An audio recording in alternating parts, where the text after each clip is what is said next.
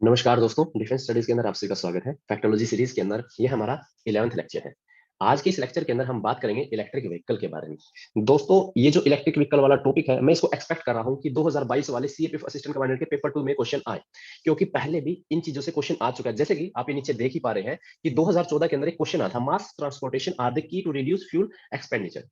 आपको भी ये बात पता है कि यूपीएससी उन टॉपिक्स को ज्यादा उठाता है जहां पे क्लाइमेट और इन्वायरमेंट रिलेटेड इश्यू को टैकल किया जाए। और क्योंकि हमारे देश के अंदर जो ट्रांसपोर्टेशन है वो बहुत ही ज्यादा है, और हमारी जो डिपेंडेंसी है फ्यूल सेक्टर के ऊपर या ऑयल सेक्टर के ऊपर वो बहुत ज्यादा, और उसको रिड्यूस करने के लिए हम इलेक्ट्रिक व्हीकल का यूज करने जा रहे हैं। प्लस में इलेक्ट्रिक व्हीकल का यूज करने से हमारा इन्वायरमेंट फ्रेंडली भी हो सकता है, यानी कि इन्वायरमेंट के जो जो भी इश्यूज है वो इसे टैकल किया जा सकता है, खास करके CO2 और कार्बन मोनोक्साइड वाले इश्यूज को। ठीक है दोस्तों, तो सबसे पहले जैसे मैं आपको एक बैकग्राउंड दे देता हूँ कि इलेक्ट्रिक व्हीकल की स्टार्टिंग कहाँ से हुई है। हालांकि वो मैंने यहाँ पर नहीं लिखा है, लेकिन मैं आपको छोटा सा बैकग्राउंड देता हूँ कि जो हमारा फर्स्ट इलेक्ट्रिक टेक्नोलॉजी है वो 1832 के अंदर आई थी। उस टाइम पे एक रॉबर्ट एडरसन नाम के एक स्कॉटिश स्कॉलर थे, और उन्होंने इस टेक्नोलॉजी को डेवलप किया था। उन्होंने क्या किया, फर्स्ट क्रूड इलेक्ट्रिक कैरियज को डेवलप किया था, जो कि एक प्राइमरी सेल, यानी कि जो नॉन रिचार्जेबल होते हैं, आप जानते हैं बैटरीज वगैरह डलते हैं आपके, जो फ्लैश लाइट्स वगैरह होते हैं उसमें उसमें उसका यूज किया जाता है। ठीक है, तो वहां पे पहली बार इसका जनरेशन स्टार्ट हो, उस टाइम से पहली बार सोचा कि हम किस तरीके से आगे इस डायरेक्शन में जा सकते हैं। तो लगभग 1889 या 90 के आसपास फिर यूएसए में एक साइंटिस्ट थे, उनका नाम था विलियम मॉरिसन। उन्होंने फर्स्ट इलेक्ट्रिक वैगन को बनाया। फिर 1900 यानी कि 1900 की जब हमारी स्टार्टिंग हो चुकी थी, तो उस टाइम पे यूएसए में लगभग एक तिहाई व्हीकल है, यानी कि अगर वहां पे 90 व्हीकल है तो 90 में से 30 व्हीकल ऐसे होते थे जो कि इलेक्ट्रिक व्हीकल होते थे। यानी कि 1900 से ही इलेक्ट्रिक कार बहुत ही उस पे रोड्स पे आ गई थी। लेकिन इंडिया में तो आज चल रही है बातें, इंडिया के अंदर तो बहुत ही कम ऐसी कार है जो कि इलेक्ट्रिक से चलती है ना। हालांकि इलेक्ट्रिक स्कूटर्स वगैरह तो हमारे यहाँ पे आ चुके हैं, लेकिन इलेक्ट्रिक कार्स इतने ज्यादा प्रचलन में नहीं है अभी भी। ठीक है, तो लेकिन यूएसए में 1900 में आ चुकी थी, देखने वाली बात है। ठीक है, उसके बाद 1901 के अंदर थॉमसन एडिसन नाम के एक व्यक्ति थे, उन्होंने जो बैटरी पावर है उसको इंप्रूव करने के लिए अलग अलग चीजें बनाई, जिससे कि इलेक्ट्रिक कार की प्रोडक्शन में और भी ज्यादा बढ़ोतरी हुई। फिर बाद में जो आप पोर्स देखते हैं, पोर्स के जो मालिक थे, एफ पोर्स नाम था उनका, उन्होंने पहली बार हाइब्रिड व्हीकल बनाया जो कि बैटरी से भी चलता था और गैस इंजन से भी चलता था। ठीक है, उसके बाद 1920 से लेकर 1935 तक का जो दौर है दोस्तों, उस टाइम पे क्या हुआ कि जो हमारे जो क्रूड ऑयल है, यानी कि जो अरबियन अरेबियन कंट्री है खास करके, वहां पे उनको चीप रिसोर्सेज मिलने स्टार्ट हो गए थे। तो वहां पे इतना ज्यादा चीप था क्रूड ऑयल कि सबने इलेक्ट्रिक कार को भूल गए, और फिर किस चीज पे आ गए, वो जो भी फ्यूल बेस या गैस बेस या जो भी अपने पेट्रोल डीजल ये सभी चीजें हैं वहां बहुत सस्ती मिलने लगी। तो सारे सारे कार्स भी उसी में डेवलप होगी। और दूसरी बात क्या है, गैसोलीन फिलिंग स्टेशन होते हैं वो इजी टू इंस्टॉल है, तो वहां पे कोई दिक्कत ही नहीं आती थी। तो एक तरीके से 1935 तक आते आते ये सभी चीजें डिसअपियर करने स्टार्ट हो गई। फिर 1970 के अंदर दोबारा से फ्यूल के प्राइस राइज होने लगे। उससे क्या है, फिर इलेक्ट्रिक व्हीकल का फिर दोबारा से सोचने स्टार्ट हो गई कि हाँ भाई अब आनी चाहिए आनी चाहिए। और फिर 1997 में आके टोयोटा नाम की जो कंपनी है, जो आप गाड़ी देखते हैं नॉर्मल, तो उन्होंने पहली बार मास प्रोडक्शन स्टार्ट की थी हाइब्रिड व्हीकल्स की। हाइब्रिड व्हीकल्स में यानी क्या है, जो बैटरी से भी चलती है और जो गैस इंजन से भी चलती है। फिर 2006 के बाद जो आज आप देख रहे हैं टेस्ला मोटर्स, तो टेस्ला मोटर्स ने फिर मास प्रोडक्शन स्टार्ट कर दी इन चीजों के ऊपर 2006 के अंदर। और अब ये देख रहे हैं कि कितनी टेक्नोलॉजी एडवांस होती ही जा रही है।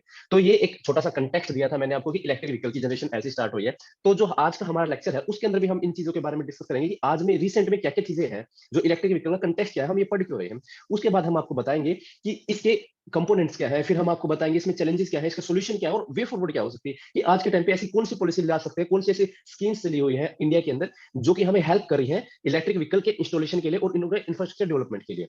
दोस्तों, आप इस टॉपिक को बिल्कुल भी इग्नोर मत करना, क्योंकि 2022 में इसके आने वाले समय बहुत ही ज्यादा है। ठीक है, तो आप इस वीडियो को पूरी तरीके से देखना, और लास्ट में आपको एक ऐसे राइटिंग का हमें क्वेश्चन डाल देते हैं, ताकि आप उसको सोल्व करके आपको ऐसा लगे कि आपने पेपर 2 का ही एक ऐसे का टॉपिक सोल्व किया है। ठीक है, तो अभी चलते हैं हम अपने मेन इश्यूज के बारे में और लेक्चर के बारे में। तो सबसे पहले आते हैं मेरे बारे में कुछ इन्फॉर्मेशन, अगर आप यहाँ से देखना पढ़ना चाह सकते हैं तो पढ़ सकते हैं। उसके बाद आता है हमारा मेन टॉपिक, यानी इलेक्ट्रिक व्हीकल से रिलेटेड। तो हमारा कंटेक्स्ट क्या है, तो कंटेक्स्ट बेसिक ऐसा है कि जो नीति आयोग है और आरएमआई है, आरएमआई क्या दोस्तों, रॉकी माउंटेन इंस्टीट्यूट, तो इन दोनों ने इलेक्ट्रिक व्हीकल के ऊपर रिपोर्ट तैयार किया है। और वो रिपोर्ट किस चीज से रिलेटेड है, बैंकिंग से रिलेटेड। अब ये बताओ, ये तो अलग ही चीज होगी कि एक तरफ आप इलेक्ट्रिक व्हीकल की बात कर रहे हैं, दूसरा नीति आयोग की बात कर रहे हो, तीसरी बात बता रहे हैं कि बैंकिंग सेक्टर। तो बैंकिंग सेक्टर से इसका रिलेशन क्या है। तो उन्होंने बेसिकली एक ऐसी रिपोर्ट तैयार की है जिसके अंदर ये बताया जा रहा है कि इलेक्ट्रिक व्हीकल को हम कैसे बैंकिंग से जोड़ सकते हैं, और उसको किस तरीके से हेल्प करेगा हमारे इंडिया के अंदर इलेक्ट्रिक व्हीकल की जो एक इन्वायरमेंट फ्रेंडली बनाने के लिए, है ना, ताकि इनको ज्यादा से ज्यादा प्रमोशन मिले और ज्यादा से ज्यादा प्रचलन में आए। तो इस रिपोर्ट की हाईलाइट क्या क्या है? इस की हाईलाइट में एक ही बात बता रखी है जो सबसे ज्यादा इंपॉर्टेंट और सबसे ज्यादा याद करने लायक है। वो ये है कि इस रिपोर्ट ने एक तरीके से रिकमेंडेशन दी है कि जो इलेक्ट्रिक व्हीकल है उनको आरबीआई की प्रायोरिटी सेक्टर लैंडिंग से जोड़ा जाए, यानी कि पीएसएल गाइडलाइन से जोड़ा जाए। अब पीएसएल क्या है, अब ये भी समझने की बात है। तो आरबीआई ने पीएसएल गाइडलाइंस जारी की थी लगभग 1972 के अंदर, और उसने ये बताया था कि सोसाइटी के अंदर कुछ वल्नरेबल एरियाज है सोसाइटी के, है ना, तो उसके उनको प्रमोशन करने की जरूरत है, क्योंकि वहां पे क्या है, वहां पे पोटेंशियल है बहुत ज्यादा हाई एम्प्लॉयबिलिटी का और पॉवर्टी पॉवर्टी को खत्म करने का। मैं इतना तगड़ी वाली चीज है ये। तो जैसे आज के टाइम पे क्या एग्रीकल्चर सेक्टर है, एग्रीकल्चर सेक्टर बहुत ज्यादा इंप्लॉयमेंट को जनरेट करता है, खास करके गांव के अंदर या फिर टायर 3 सिटीज के अंदर, है ना। तो वहां पे क्या है, अब एग्रीकल्चर को लेकर प्रमोट नहीं किया जाता किसी वजह से, तो आरबीआई उनके ऊपर स्पेशल कुछ ना कुछ ऐसे प्लान, ऐसे स्कीम्स लाता रहता है जिससे कि एग्रीकल्चर का प्रमोशन हो। ठीक है, तो इसी तरीके से ये रिपोर्ट भी बोल देती है कि आप इलेक्ट्रिक व्हीकल को भी अपनी प्रायोरिटी सेक्टर लैंडिंग के अंदर ले आ जाए, और उससे लेके आने के बाद क्या क्या फायदे हो सकते हैं। तो बेसिकली एक तो इन्वेस्टर्स का कॉन्फिडेंस बढ़ेगा, यानी कि जो लोग इलेक्ट्रिक व्हीकल के अंदर पैसा लगाना चाहते हैं, जो इनकी जनरेशन में हेल्प करना चाहते हैं, तो बेसिकली वो सोचेंगे कि हाँ भाई, तो सेंट्रल गवर्नमेंट और स्टेट गवर्नमेंट इन चीजों को कॉम्प्लीमेंट कर रही है, तो अब हम भी इसके अंदर अपने एफर्ट्स पुट कर सकते हैं। ठीक है ना। और जो इंस्टीट्यूशनलाइजेशन है वो एक तरीके से इसकी एक रेपुटेशन बिल्डिंग करता है कि हाँ भाई, अब ये इंस्टीट्यूशनलाइजेशन का पार्ट है, अब ये हम इलेक्ट्रिक व्हीकल के ऊपर पैसा लगा देंगे तो हमारा पैसा डूबेगा नहीं, क्योंकि सरकार खुद इसको बैक कर रही है ना। तो फाइनेंस सेक्टर के अंदर भी इसका प्रमोशन हो जाएगा। तो उसके बाद क्या है, जैसे जैसे मतलब उनका आरबीआई की गाइडलाइन लगे तो इसको क्रेडिट पेंट्रेशन भी ज्यादा मिलेगी। ठीक है ना, तो क्रेडिट पेंट्रेशन ज्यादा मिल गई तो उसके ऊपर अलग से बहुत ही चीजें इजी हो जाती है, लाइसेंसिंग बहुत सारी चीजें हमारे लिए इजी हो जाती है। यानी कि सीधी बात यह है कि अगर रिपोर्ट ये बोल रही है कि प्रायोरिटी सेक्टर लैंडिंग के अंदर दी जाए जिससे कि इनका इंफ्रास्ट्रक्चर डेवलपमेंट हो सके, बस बात यहीं पर खत्म है इसकी। ठीक है ना। उसके बाद आते हैं कि इलेक्ट्रिक व्हीकल एक्चुअल में होता क्या है। तो बेसिकली एक ऐसा व्हीकल है जिसके अंदर इलेक्ट्रिक मोटर लगी हुई होती है। ठीक है, तो इसके अंदर क्या होती है, इलेक्ट्रिक मोटर लगी होती है जो क्या करती है, electric generator to convert fuel to electricity. तो बेसिकली यहाँ पे क्या है, बहुत सारी चीजें हम यूज कर सकते हैं, जैसे बैटरी है, सोलर पावर है, इलेक्ट्रिक जनरेटर्स है, उन सभी का यूज करके हमें इलेक्ट्रिसिटी प्रोड्यूस करनी है, और वही इलेक्ट्रिसिटी क्या करेगी, इलेक्ट्रिक व्हीकल को चलने में मदद करेगी। ठीक है, अब हम बात करते हैं कि इनकी नीड क्यों पड़ेगी आज के टाइम पे, इलेक्ट्रिक व्हीकल की हमें जरूरत ही क्या है। तो सबसे पहली जरूरत तो क्या है, इन्वायरमेंट को फ्रेंडली बनाने की। उसमें क्या क्या इश्यूज आ सकते हैं, कि सबसे पहला तो ग्रीन हाउस गैस एमिशन। तो अगर आपको नहीं पता है दोस्तों, दुनिया के 4 ऐसे देश जो कि सबसे ज्यादा आपके ग्रीन हाउस गैस एमिशन करते हैं, वो कौन कौन से हैं। सबसे पहला तो है उसमें यूएसए, आपका चाइना, दो तो ये हो गए, एक आपका इंडिया, तीन हो गए। उसके बाद यूरोपियन यूनियन को भी हम इसमें इंक्लूड कर सकते हैं। हालांकि अगर आपको इंक्लूड करने लग जाए तो टॉप 7 के अंदर आपका रशिया भी आ जाएगा, आपका जापान भी आ जाएगा। ठीक है, अब आप मेरे को एक यहाँ पे लिस्ट दीजिए कमेंट सेक्शन के अंदर कि कौन सा देश नंबर 1 पे है, कौन सा 2 पे, कौन सा 3 पे है। तो ये देखिए यहाँ पे ये गलत हो सकता है, आप इसके ऊपर भरोसा मत कीजिए, आप मेरे को खुद बताइए। ठीक है, कि इंडिया कौन से नंबर पे है, यूएसए कौन से नंबर पे, चाइना कौन से, एटलीस्ट आपको 3 का तो पता होना ही चाहिए। ठीक है, उसके बाद हम आते हैं to reduce crude oil import bill. तो बेसिकली क्या है, हमारी जो कंट्री है वो मतलब लगभग 1/3 टोटल क्रूड ऑयल पे डिपेंड करता है। अपना जो इंडियन ट्रांसपोर्टेशन है, इंडियन ट्रांसपोर्टेशन सिस्टम है या फिर इंडियन ट्रांसपोर्टेशन सेक्टर है, वो बहुत ही ज्यादा बड़ा है। ठीक है, उसमें से लगभग 80% जो ट्रांसपोर्टेशन है वो आपकी फ्यूल्स पे डिपेंड करती है। तो हमें क्या करना, हमें फ्यूल्स को रिड्यूस करना है, तो इसके ऊपर भी काम किया जा रहा है। तीसरा बात क्या है, पेरिस क्लाइमेट गोल। तो हमने पेरिस क्लाइमेट गोल्स बनाए थे, उनको बोलते हैं सस्टेनेबल डेवलपमेंट गोल्स। ठीक है, जो कि हमें 2030 तक कंप्लीट करने हैं। उसके अंदर आपके 17 गोल दिए गए हैं। ठीक है, वो आप मेरे को बताइए 17 कौन कौन से, ये भी आपको कमेंट सेक्शन में लिख के बताना है। ठीक है, तो उसमें से कुछ गोल्स क्या है, इन्वायरमेंट के प्रोटेक्शन के लिए है, जैसे गोल नंबर 13 है, 14 है, 15 है, ऐसे। ठीक है, तो आपको जो जो क्लाइमेट से रिलेटेड वो है, आपको वो भी अचीव करने हैं, साथ में आपको इकोनॉमिक वाले भी अचीव करने हैं। जैसे गोल नंबर आप बताइए मेरे को साथ में कौन कौन से हैं। ठीक है ना, तो वो भी हो सकते हैं। तो अब क्या हुआ, अब सभी कंट्रीज ने अपने नेशनल डिटरमिन्ड कंट्रीब्यूशंस बता रखे हैं कि भाई मैं खुद ये चीजें करना चाहता हूं और मैं ये चीजें करके रहूंगा। ठीक है, तो उसके अंदर हमने ये greener mobility technology in transportation के बारे में बात कर रखी है कि हम जल्दी से जल्दी अपना ट्रांसपोर्टेशन कुछ ऐसा बनाएंगे जिससे कि इन्वायरमेंट को जो डिग्रेडेशन है हम उसको कम कर सके, है ना। और कम कैसे करेंगे, हम फ्यूल को सब्स्टिट्यूट करेंगे इलेक्ट्रिक व्हीकल से, और अगर ऐसी बात है तो हम अचीव कर सकते हैं। उसके बाद आता है आपका fourth point, rising motorisation rate. तो हम क्या करेंगे, हमारी कंट्री देखिए क्या कह रहा है, with one of the lowest motorisation rate in the world, यानी कि 22 कार्स पर 1000, यानी कि हमारे यहाँ पे जो मोटर व्हीकल है वो number of people according to 1000 people बहुत ही कम है। ठीक है, लेकिन जो अपनी कंट्री है वो फास्टेस्ट ग्रोइंग कंट्रीज है ट्रांसपोर्टेशन सेक्टर के अंदर, तो उसमें हम एक्सपेक्ट कर सकते हैं कि आल दो हमारी बाय परसेंटेज हम नंबर तो कम है, बट ओवरऑल जो नंबरिंग है, क्योंकि हमारी कंट्री के अंदर जो पॉपुलेशन इतनी ज्यादा है वो बहुत ज्यादा हो सकती है, और इसके अंदर हम और भी ज्यादा कंट्रीब्यूट कर सकते हैं, और इवन ग्लोबलाइज्ड मैनर में इसको लेके जा सकते हैं, जिससे कि हमारी कंट्री को इलेक्ट्रिक व्हीकल ही नहीं मिलेंगे, साथ में हमें इन्वायरमेंट फ्रेंडली एक इन्वायरमेंट मिलेगा, और उसके अलावा जो हमारी इकोनॉमिक प्रोस्पेरिटी है वो भी बढ़ने वाली है। ठीक है ना। तो ये बात है। इसके साथ ही जो गवर्नमेंट ऑफ इंडिया है उसने ये बोला है कि 2030 तक हम हमारी कंट्री के अंदर लगभग 30% इलेक्ट्रिक व्हीकल की सेल कर देंगे। ठीक है दोस्तों, ये बात बोली गई है। उसके बाद क्या है, इकोनॉमिक अपॉर्चुनिटी। तो मैंने आपको बताया था कि अलग-अलग स्टार्टअप किए जा रहे हैं, खास करके जो मैन्युफैक्चरिंग ऑफ ईवी से रिलेटेड, यानी इलेक्ट्रिक व्हीकल की मैन्युफैक्चरिंग से रिलेटेड। तो उसके अंदर भी हमें डोमेस्टिक और ग्लोबल मैनर पे इनकी मैन्युफैक्चरिंग करनी है, और अगर इंडिया मार्केट प्लेस है तो उसके अंदर तो आपको बेनिफिट होगा ही होगा, है ना? तो उसके अंदर हम क्या एक तरीके से डिपेंडेबिलिटी अपने सेल्फ के ऊपर लेके जाएंगे, आत्मनिर्भर भारत की बात करने की कोशिश कर रहे हैं। ठीक है, अब बात आती है कि ये तो आपने बता दी नीड, अब बताइए कि स्टेप क्या है ताकि हम इलेक्ट्रिक व्हीकल्स को प्रमोट कर सके। तो स्टेप बेसिकली ये है कि जैसे अभी COP26 समिट हुई थी ग्लासगो में, तो उसने बात बोली थी कि कोई ऐसा प्लेटफॉर्म बनाया जाए जहां पे इलेक्ट्रिक व्हीकल से रिलेटेड सभी तरीके की इन्फॉर्मेशन दी जाए। तो हमारी कंट्री ने क्या लॉन्च कर दिया, ई अमृत पोर्टल लॉन्च कर दिया। ई अमृत पोर्टल एक ऐसा पोर्टल है जहां पर इलेक्ट्रिक व्हीकल से रिलेटेड सारी इन्फॉर्मेशन आपको मिल सकती है। उसके बाद क्या, उसके बाद आई कि भाई जो आपकी ट्रांसपोर्टेशन सेक्टर है वो इन्वायरमेंट को बहुत ही ज्यादा डिग्रेड कर रहा है। तो अब आप उसके लिए क्या करेंगे, तो उसके लिए हमने क्या बना दिया, national electric mobility mission plan. अब आप इसके अंदर जो ऐसे ऐसे फीचर्स हैं वो आपकी नेशनल एनर्जी सिक्योरिटी को भी बढ़ाएंगे, आपके इन्वायरमेंट के जो इंपैक्ट पड़ रहे हैं एडवर्स वाले उनको घटा देंगे। और साथ में क्या है, ये बूस्ट डोमेस्टिक मैन्युफैक्चरिंग कैपेबिलिटीज, यानी कि हमारे खुद की कंट्री के अंदर ही इनकी डोमेस्टिक तरीके से और मैन्युफैक्चरिंग की जाएगी। ठीक है ना? और उसके बाद क्या है, हमारा बहुत ही बढ़िया वाली स्कीम, इसका नाम है फेम स्कीम। ये बहुत ज्यादा इंपॉर्टेंट, इसका तो आपको पेपर 1 में भी काम आ सकती है। फेम स्कीम किस चीज से रिलेटेड है, फेम स्कीम के आप ये एक तरीके से ये पूछ जा सकती है कि हाँ भाई इसकी फुल फॉर्म बताइए या कब लॉन्च हुई है, इसके फीचर्स क्या है। ठीक है ना? तो ये है। तो फेम स्कीम क्या है, faster adoption and manufacturing of electric vehicle. इसको 2015 के अंदर लॉन्च किया गया था। ये गवर्नमेंट ऑफ इंडिया की एक फ्लैगशिप स्कीम है जिसके अंदर आपके हाइब्रिड और इलेक्ट्रिकल टेक्नोलॉजी को प्रमोट किया जाएगा। उसके बाद ये काफी अच्छी पर्सन में आई, तो काफी बढ़िया इसके रिस्पॉन्स है, तो उन्होंने क्या कर दिया, उन्होंने फेज 2 लॉन्च कर दिया। अब फेज 2 लॉन्च करने के बाद क्या है, उन्होंने जो गाइडेंस थी उनको थोड़ा सा और इजी कर दिया ताकि इसके अंदर ज्यादा से ज्यादा बिजनेस किया जा सके या फिर ज्यादा से ज्यादा एंटरप्रेन्योर्स को बुलाया जा सके, उनको अट्रैक्ट किया जा सके। यानी कि ओवरऑल हमारा मकसद क्या है कि हमें हमारी कंट्री के अंदर जल्दी से जल्दी और ज्यादा से ज्यादा मास प्रोडक्शन चाहिए इलेक्ट्रिक व्हीकल की। ठीक है, तो ये बात है फेम के बारे में। उसके बाद कुछ अपने स्टेट्स ऐसी हैं जिनकी खुद की इलेक्ट्रिक पॉलिसीज है ना? जैसे कि दिल्ली हो गई, MP हो गया, यूपी हो गया, तेलंगाना, आंध्र प्रदेश। तो इन्होंने क्या है, खुद की ही पॉलिसी बना रखी है जिससे कि वो अपने खुद के स्टेट के अंदर मैन्युफैक्चरिंग भी बढ़ा सके और इसकी डिमांड भी बढ़ा सके। ठीक है ना?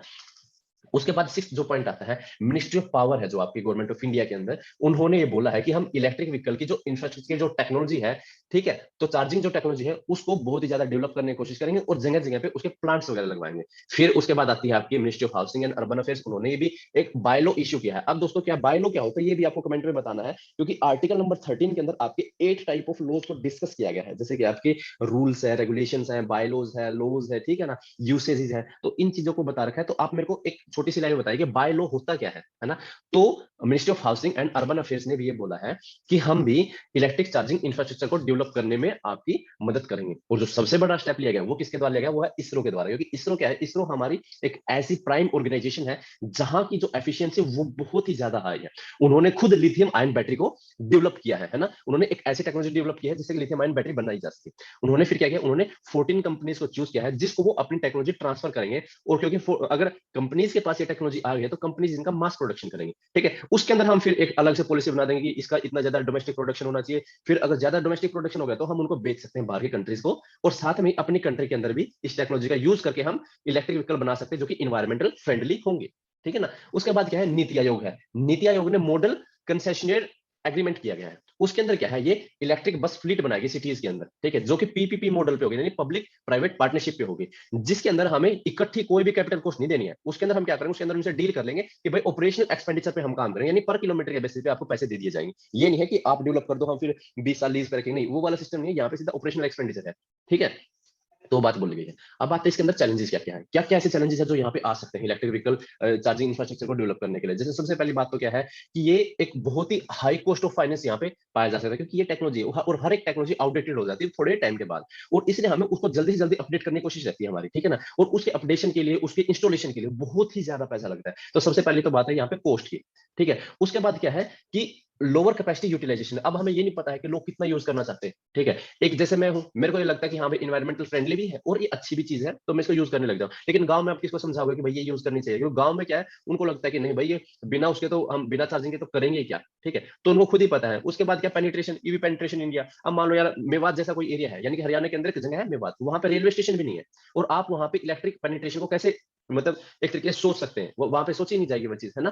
तो वहाँ पे जो बेसिक ऐसे गांव है कुछ, वहाँ पे बेसिक रिसोर्सेज भी नहीं है, तो वहाँ पे इलेक्ट्रिक पेनिट्रेशन की तो बात बहुत दूर दूर तक सोची नहीं जा सकती, ठीक है। उसके बाद क्या है, जो यहाँ पे चार्जिंग चार्जेस लिए जाएंगे आपके, यानी इलेक्ट्रिक व्हीकल को चार्ज करने के लिए या फिर उसके लिए कुछ ना कुछ पैसे होंगे, तो उसकी एक फिक्स्ड डिमांड के लिए भी एक बात उठेगी। तो कैसे सेट करने हैं और कितने, वो हर एक एरिया पे एक जैसे किए जाएंगे, अलग अलग एरिया पे डिफरेंट डिफरेंट टाइप ऑफ उनके प्राइसेस होंगे, ठीक है। उन प्राइसेस को कैसे आप रेगुलेट करोगे, कौन उसको मैनेज करेगा, तो बहुत सारी चीजें हैं। फिर उसके बाद डिस्कॉम है, डिस्कॉम किस तरीके से चार्जिंग स्टेशन को डेवलप करेगा, ये भी बात एक अलग है, ठीक है ना। तो ऐसी बहुत सारी चीजें हैं जिसको आपको सोचना पड़ेगा। लैंड एलोकेशन के बारे में सोच लो, ये बहुत बड़ा इशू है। एडमिनिस्ट्रेटिव इश्यूज बहुत बड़े हैं, ठीक है ना। तो ये सारी चीजें हैं, हमें इनको देखना पड़ेगा। तो एक एक करके हम इनको डिस्कस करते हैं। जैसे सबसे पहला तो lack of stable policy for the EV production.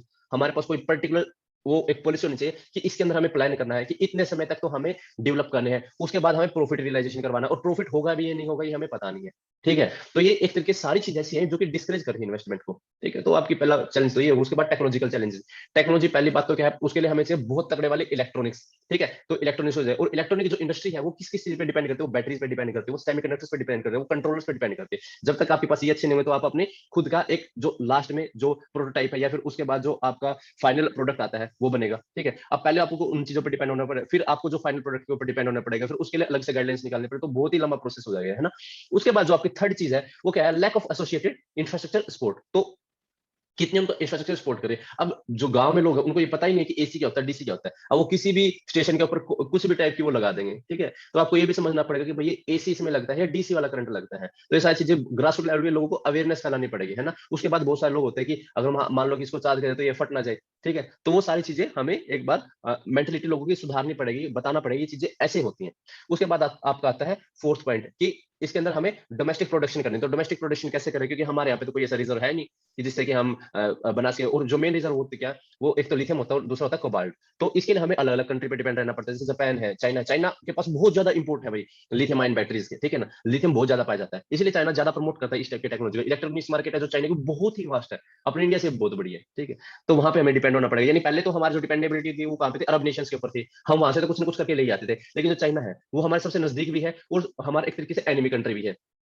उससे आपको लिथियम आयन बैटरीज है वो इंपोर्ट करनी पड़ेगी, उस टेक्नोलॉजी को इंपोर्ट करना पड़ेगा। तो वो भी एक बहुत बड़ा चैलेंज है। उसके बाद आपका फिफ्थ पॉइंट आता है लैक ऑफ स्किल्ड वर्कर्स। तो यहाँ पे हर वर्कर को भी ये बताना पड़ेगा कि भाई आपको ऐसे ऐसे करना है। और क्योंकि आप इंडस्ट्री सेक्टर में आ रहे हैं तो आप क्या सोचेंगे कि हमें जो वर्कर चाहिए वो चीप चाहिए, ठीक है। और जो हमारी जो फाइनल प्रोडक्ट है वो ज्यादा से ज्यादा दाम में बिके, ठीक है। तो ऐसा होगा तो भाई तभी जाके बात बनेगी। लेकिन ऐसा है नहीं, क्योंकि यहाँ पे जो लोग जानते हैं इलेक्ट्रॉनिक्स को वो बीटेक वाले होंगे कम से कम, ठीक है। अब वो बीटेक वाले होंगे तो उनकी कॉस्ट भी हाई रहेगी, ठीक है, उनका स्किल सेट भी हाई रहेगा। तो आप उनको कैसे चार्ज करेंगे, तो वो भी एक बहुत बड़ा इश्यू यहाँ पे पाया जा सकता है।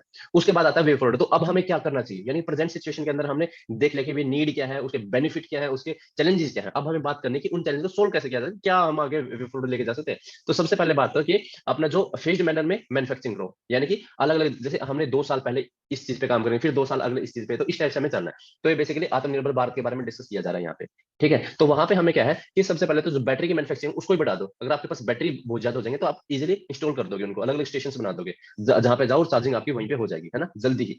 तो एक तो ये है। दूसरी बात क्या है कि जो डिस्कॉम कंपनीज है उनको एक्टिवली पार्टिसिपेट करना पड़ेगा, क्योंकि वही डिस्कॉम ही है जो कि आपकी इलेक्ट्रिक चार्जिंग इंफ्रास्ट्रक्चर को बनाने में मदद करेंगे। तो उनको एक्टिवली पार्टिसिपेट करना पड़ेगा, उन्हें अपनी जो एग्जिस्टिंग टेक्नोलॉजी है उसको बढ़ाना पड़ेगा, और अलग अलग जो कंज्यूमर बेस है उसको भी यूज करके एक बहुत अच्छे तरीके से इंफ्रास्ट्रक्चर डेवलप करना पड़ेगा, ठीक है ना। तो उसके अंदर अगर उनको और किसी की मदद लेनी चाहिए तो वो भी हो सकती है। तीसरी जो चीज है, हमें पॉलिसी गाइडेंस चाहिए। पॉलिसी गाइडेंस बेसिकली क्या है, standardisation of the battery for EVs. यानी कि जो बैटरी बनेंगी, अब वो कुछ बैटरी ऐसे, जैसे हम बोल देते हैं कुछ बैटरी पर्टिकुलर कंपनी के, दूसरी फिर दूसरी कंपनी की, तीसरी फिर तीसरी कंपनी के, सबकी एफिशिएंसी डिफरेंट डिफरेंट है, सबकी प्राइसेस डिफरेंट डिफरेंट है। तो हमें एक स्टैंडर्डाइजेशन लाना पड़ेगा इन चीजों के अंदर की सारी चीजें यूनिफॉर्म हो और उनको अच्छे तरीके से यूज किया जा सके। चौथी जो चीज है वहां पे क्या है, वहां पे फाइनेंशियल इंस्टीट्यूशंस का महत्व आता है कि फाइनेंशियल इंस्टीट्यूशन इन चीजों को कितना बढ़ावा दे रहे हैं। अगर मान लो कि इलेक्ट्रिक व्हीकल खरीदने पे या फिर इलेक्ट्रिक व्हीकल की जो इंडस्ट्री सेक्टर है, अगर उनको बहुत ही ज्यादा हाई प्राइसेस पे लोन दिया जाएगा तो भाई कौन ही मतलब इलेक्ट्रिक व्हीकल बनाएगा, है ना। तो वहां पे पहली बात तो क्या है, उनको पीएसएल में जाना चाहिए, यानी प्रायोरिटी सेक्टर लैंडिंग में अगर इनको भेज दिया जाए तो बहुत सारी चीजें इंप्रूव हो सकती है, जिसके बारे में हमने ऑलरेडी लेक्चर के स्टार्टिंग में डिस्कस कर चुके हैं, ठीक। उसके बाद क्या, creation of the non financial incentives. Non financial incentives उनको देने पड़ेंगे, जैसे इनके लिए अलग से लाइन बना दी जाएगी, इलेक्ट्रिक व्हीकल आपके यहाँ पे खड़े हो जाएंगे ताकि उनको एक थोड़ा सा फीलिंग अच्छी आए, ठीक है। उसके बाद क्या है, इनके लिए पार्किंग रिजर्व करनी पड़ेगी, है ना। कि यहाँ पे सिर्फ इलेक्ट्रिक व्हीकल ही खड़े होंगे, इलेक्ट्रिक व्हीकल के परचेज के ऊपर सब्सिडी देनी चाहिए, ठीक है। और ये सारी सारी चीजें क्या है, फेम टू सब्सिडी से हम इसको कंपेयर कर सकते हैं, ताकि कंज्यूमर का ज्यादा से ज्यादा इसके ऊपर रिस्पॉन्स बढ़े, ज्यादा से ज्यादा कॉन्फिडेंस बढ़े, ज्यादा से ज्यादा उनको दिल करे कि हाँ भाई इन चीजों को ले ले। उसके बाद क्या है कि एक सिंगल विंडो क्लियरेंस सिस्टम होना चाहिए, जहां पे जाते ही कोई भी आपको लाइसेंसिंग कुछ नहीं, आप वहां पे जाइए, वहां पे जाते ही आपके 5 मिनट में सारी प्रॉब्लम सोल्व, सारे आपका रजिस्ट्रेशन भी हो जाएगा, आपको लाइसेंस भी मिल जाएगा, आप उसके ऊपर काम भी करना स्टार्ट करें। तो ये सारी चीजें होनी चाहिए, ऊपर से होनी चाहिए, ये डिजिटली होनी चाहिए, ताकि आपकी जो ट्रांसपेरेंसी और अकाउंटेबिलिटी है वो भी बनी रहे। उसके बाद आपका आता है, जो हमने पूरा टॉपिक को हमने पढ़ लिया, तो अब हम आपको एक क्वेश्चन देते हैं ऐसे का पेपर 2 के लिए। वो क्या है, need of the shifting towards electric vehicle for the shake of the environment. आपको ये क्वेश्चन लिखना है, 300 वर्ड्स दिए हैं, 20 मार्क्स है, और इसको सेल्फ ही इवेलुएट करना आपको, या फिर आप कमेंट सेक्शन में लिख के देते हैं तो हम उसको देख लेंगे कि किस तरीके से आपने लिखा है।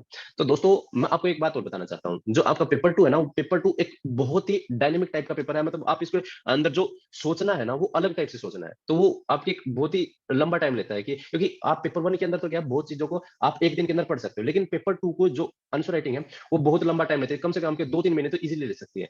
तो अगर आपको अच्छे से इंप्रूव करने हैं, तो हमारे यहाँ पे एक समाधान कोर्स लगा हुआ है, जो कि सिर्फ और सिर्फ पेपर 2 को मद्देनजर रख के बनाया गया है। इसके अंदर हम कॉम्प्रिहेंसिव तरीके से आपके सभी तरीके के डाउट्स को सोल्व करेंगे। इसके अंदर टेस्ट सीरीज दी गई है, आपके इन डेप्थ आपका फीडबैक मैकेनिज्म होगा, जिसके अंदर 1-to-1 इंटरेक्शन भी किया जाएगा, किस तरीके से आपके क्या क्या मिस्टेक्स कर रहे हैं और उन मिस्टेक्स को कैसे सोल्व किया जाता है। अगर आप भी चाहते हैं समाधान कोर्स के अंदर इनरोल होना, तो बेसिकली आप 8930309491 पे व्हाट्सएप कर सकते हैं, जिससे कि आपकी सभी प्रॉब्लम्स को सोल्व किया जाए।